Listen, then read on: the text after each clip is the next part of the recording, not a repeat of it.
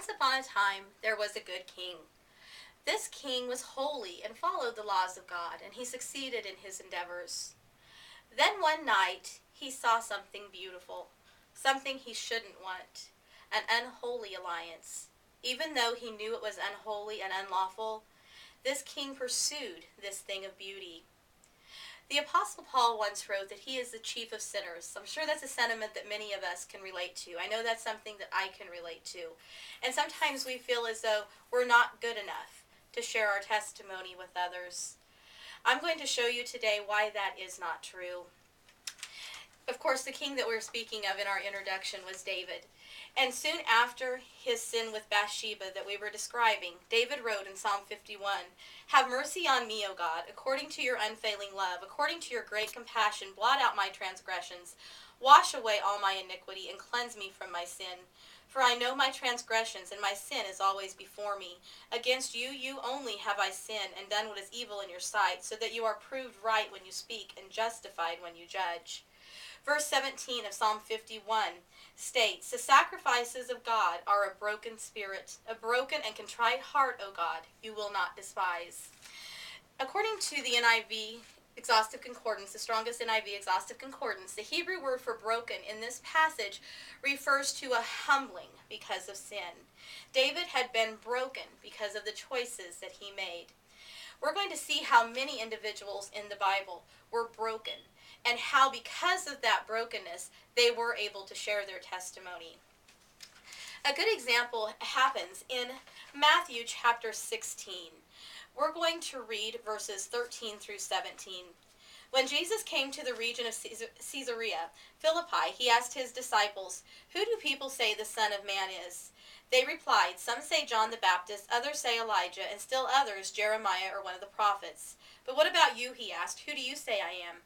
Simon Peter answered, "You are the Christ, the Son of the living God." Jesus replied, "Blessed are you, Simon, son of Jonah, for this was not revealed to you by man, but by my Father in heaven." So Peter, in this verse, early in Jesus' ministry, proclaims Jesus as the Christ. What happened? At Jesus' crucifixion, Peter denied that he even knew Jesus. He cursed himself and said that he did not know who Jesus was and was definitely not one of his followers. We see soon after Jesus' resurrection that Jesus meets Peter again, and he asks Peter if he loves him and if he will feed his lambs, and Peter promises that he will. And this time, Peter follows through on his promises. What changed from the time that Peter proclaimed Jesus as the Christ and from the time that he actually acted upon that statement? Peter was broken. He sinned, he denied, and he was broken in his spirit. He was humbled because of sin, so that the pride was no longer there, only a reliance upon God. The Apostle Paul is another good example. The Apostle Paul was a persecutor of Christians to the point that he would martyr them. He would tear families apart just because of their belief that Jesus is the Messiah. Then he met Jesus on the Damascus Road, and he was blinded by the great light that came from Jesus. Paul often wrote about a thorn in the flesh. Many believed that this was something that had to do with his sight because of the blindness. But yet Paul would go on to die for his belief in Jesus. What changed? He was broken. No longer was he relying upon his holiness and upon his pride that he had as a Pharisee. He was now relying totally upon God. Many times people believe a lie that because they have sinned, they have done something wrong, they've made bad choices, that they can't share their testimony. People aren't going to believe it because they have been so bad in their lives. That is a lie that many people are told, and just as David and Peter and Paul and many other examples in the Bible prove, this is not right. Our brokenness can make us rely more upon God. Some believe that this is actually a necessary step in our sanctification process.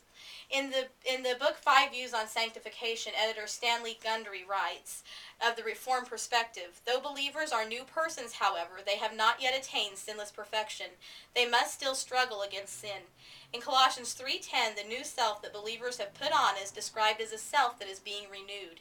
This renewal, as we saw, is a lifelong process." Many people do debate what holiness is. Arthur F. Holmes writes in his textbook on ethics that we do need to find what the will of God is. A.W. Tozer, who is of course a famous Christian mystic, writes in his book The Knowledge of the Holy that the gospel can lift this destroying burden from the mind, give beauty for ashes, and the garment of praise for the spirit of heaviness. We need to allow God to work in our lives and work through our brokenness and despite our brokenness and because of our brokenness. And we need to share that with other people. Brokenness, I do believe, is an important step in the sanctification process, because if we don't have it, we do allow that pride to creep in. We allow ourselves to have a holier-than-thou attitude that will oftentimes turn people away from God. We should not be afraid to share our testimony because of our brokenness. We should share that brokenness with others. Don't allow that lie to tempt you into thinking that you're not good enough, because God has a plan for all of our lives. Share your testimony with others and give glory to God in all that you do.